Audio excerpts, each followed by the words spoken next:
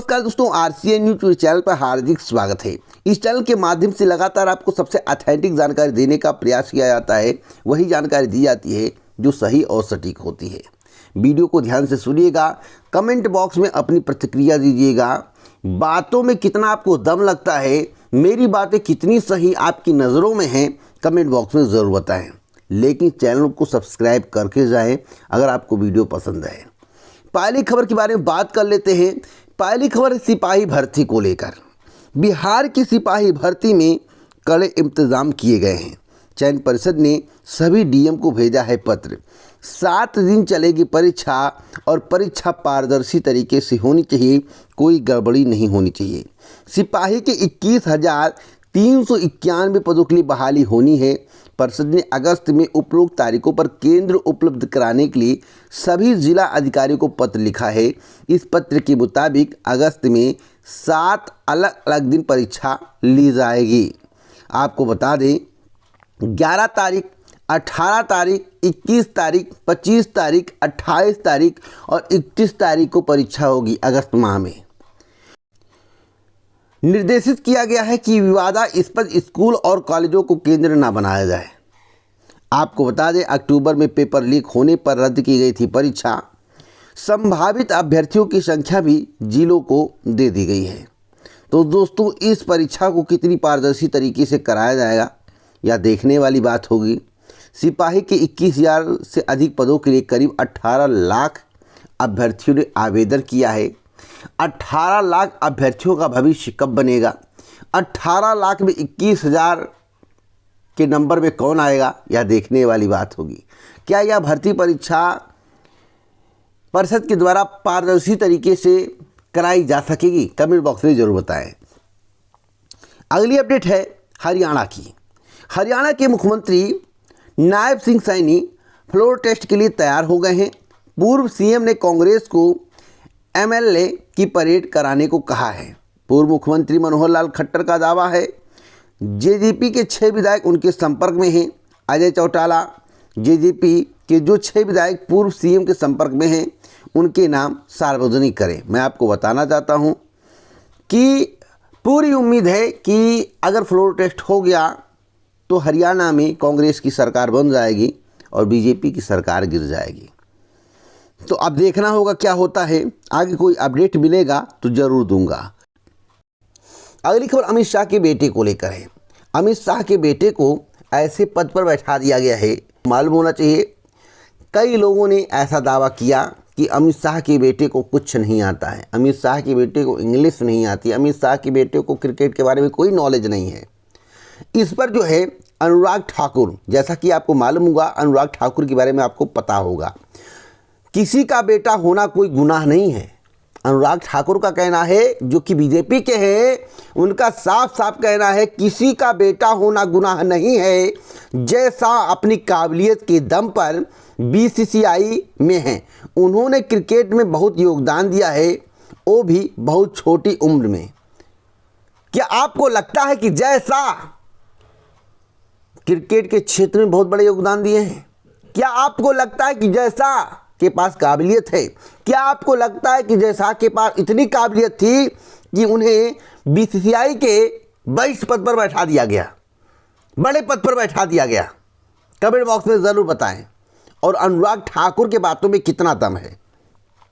अगली अपडेट के बारे में बात कर लेते हैं। अगली अपडेट है उत्तर प्रदेश के लोकसभा चुनाव को लेकर, साथ साथ देश के लोकसभा चुनाव को लेकर।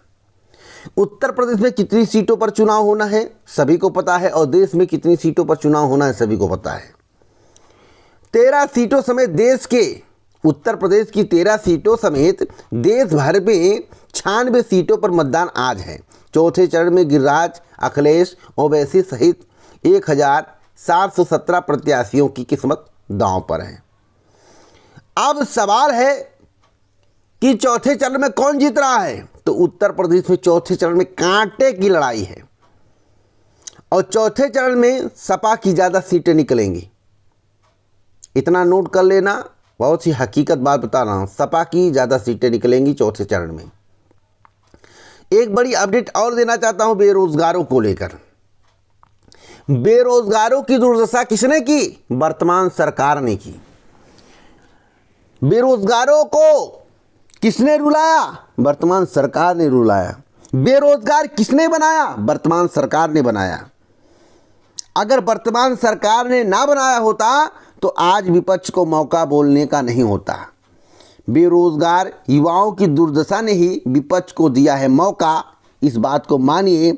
इस पर विशेषज्ञों की राय भी आ रही है। इसी मसले को लेकर प्रोफेसर कुमार वीरेंद्र, हिंदी विभाग, इलाहाबाद विश्वविद्यालय के द्वारा स्टेटमेंट दिया गया, उनकी राय आया।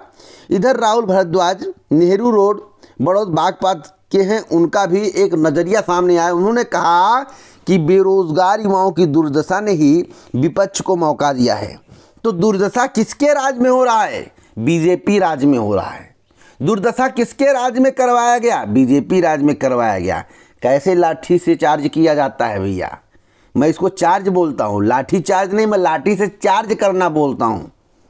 जब युवाओं को लाठी पड़ेगी तो चार्ज होंगे और ज़्यादा एक्टिव हो जाएंगे। जिस बात पर मैं बोल रहा हूँ, प्राथमिक शिक्षक भर्ती मांग, आरओ पेपर लीक, पुलिस भर्ती पेपर लीक, और आरओ में इलाहाबाद में क्या हुआ था, रेलवे की भर्ती जब आई थी युवाओं के साथ क्या हुआ था, लॉज में घुस घुस के मारा गया था, सभी को पता है, कुछ छुपा नहीं है, धमकी दी गई थी, सभी को पता है। तो आप बताइए कि बेरोजगार युवाओं का दोषी कौन? आज जो युवा बेरोजगार बैठा है उसका दोषी कौन? युवाओं का दोषी कौन? कमेंट बॉक्स में बताएं। अगली अपडेट है प्रधानाध्यापक के पदों पर भर्ती को लेकर। प्रधानाध्यापक के 6061 पदों के लिए 16 मई तक आवेदन होंगे। लिखित परीक्षा में प्राप्तांक के आधार पर तैयार होगी मेधा सूची। बीपीएससी ने दी अधिकतम उम्र सीमा में 1 वर्ष की छूट। आवेदन के लिए शिक्षण का लगातार अनुभव होना अनिवार्य है। एक बड़ी अपडेट मैं आपको दे दूं प्राथमिक शिक्षक भर्ती को लेकर। 2018 के बाद से प्राथमिक शिक्षक भर्ती नहीं हुई है। माध्यमिक की भी चयन प्रक्रिया ठप पड़ी है। पेपर लीक ने आयोग का कैलेंडर बिगाड़ दिया है। भर्ती के इंतजार में अभ्यर्थी बूढ़े हो रहे हैं, हजारों बेरोजगार हैं। आज के समाचार पत्र में बताया गया है। लेकिन यही वर्तमान सरकार कहती है कि शिक्षक और छात्र अनुपात बराबर है। यही वर्तमान सरकार, जबकि शिक्षकों के 50,000 से अधिक पद खाली हैं। और कब बताया गया था? परिषदीय प्राथमिक स्कूलों में 50,000 से अधिक पद खाली हैं। सरकार ने 12 जून 2020 को सुप्रीम कोर्ट में यह जानकारी दी थी कि उस यूपी के प्राथमिक स्कूलों में शिक्षकों के 51,112 पद खाली थे। उसके बाद हर साल औसत 6 से 7,000 शिक्षकों की सेवानिवृत्ति मान ली जाए तो 3 साल में करीब 20,000 और पद खाली हो गए हैं। हालांकि 2018 के बाद से नियुक्ति प्रक्रिया शुरू नहीं हो सकी है। जब 2018 के बाद नियुक्ति प्रक्रिया शुरू नहीं हुई और 12 जून 2020 को सरकार के द्वारा सुप्रीम कोर्ट में बताया गया कि 50,000 से अधिक पद खाली हैं, तो आखिरकार वर्तमान सरकार वर्तमान में शिक्षक और छात्र अनुपात बराबर कैसे बता रही है? यह भी बहुत ही अहम सवाल है और इस मुद्दे को विपक्ष को उठाना चाहिए, सभी को उठाना चाहिए।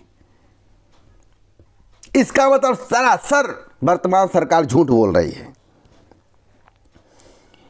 5,180 पदों पर विज्ञापन के बावजूद भर्ती नहीं हो सकी है।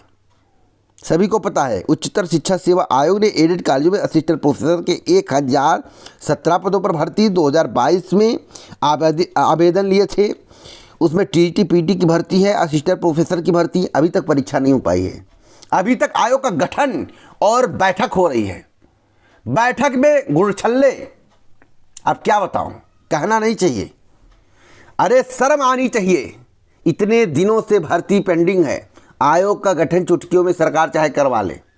ज़्यादा 3-3 साल 4-4 साल वेट करना पड़ता है किसी काम को करवाने के लिए।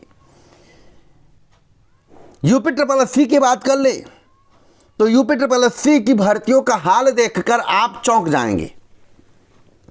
आपको बता दें कि तकनीकी सहायक 2015 में आया, उसके बाद भर्ती नहीं। राजस्व निरीक्षक 2015 में, उसके बाद भर्ती नहीं, परिवहन निरीक्षक 2017 में भर्ती नहीं, सहायक सांख्यिकी अधिकारी 2018 में भर्ती नहीं, प्रधानाचार्य एडेड माध्यमिक विद्यालय 2013 में उसके बाद भर्ती नहीं, वन दरोगा 2018 भर्ती नहीं, बोरिंग टेक्नीशियन 2019 उसके बाद भर्ती नहीं, वन रक्षक 2018। बताइए स्थिति परिस्थिति उत्तर प्रदेश का खुद ब खुद आप लोग अनुमान लगाइए क्या है। इधर एलटी गृह शिक्षक भर्ती का विज्ञापन आना चाहिए और उत्तर प्रदेश लोक सेवा आयोग को अध्याचन प्राप्त है, लेकिन अभी तक विज्ञापन नहीं आया। आप इसे क्या कहेंगे? अध्याचन प्राप्त होने के बाद विज्ञापन नहीं आ रहा है, आप इसे क्या कहेंगे? यानी कि इसमें सरासर सरकार की और आयोग की सभी की जिम्मेदारी है और सभी की लापरवाही है। और मैं चैलेंज के साथ कहता हूं ऐसे समय पर भर्ती दी जाएगी प्राथमिक शिक्षक जिससे चुनाव 6, 7, 8 महीने बाकी हो, यह भी कह सकता हूं, तभी कंप्लीट होगी। चुनाव 8 महीने बाकी होंगे तब कंप्लीट कर दी जाएगी, 7-8 महीने, और उसी का गथना कहानी गाई जाएगी चुनाव में। यह भी सच्चाई है। तो वीडियो को शेयर करें, लाइक करें, आवाज़ उठाएं, आवाज़ बने, चैनल को सब्सक्राइब करें, बेल आइकन दबाएं। जय हिंद, नमस्कार।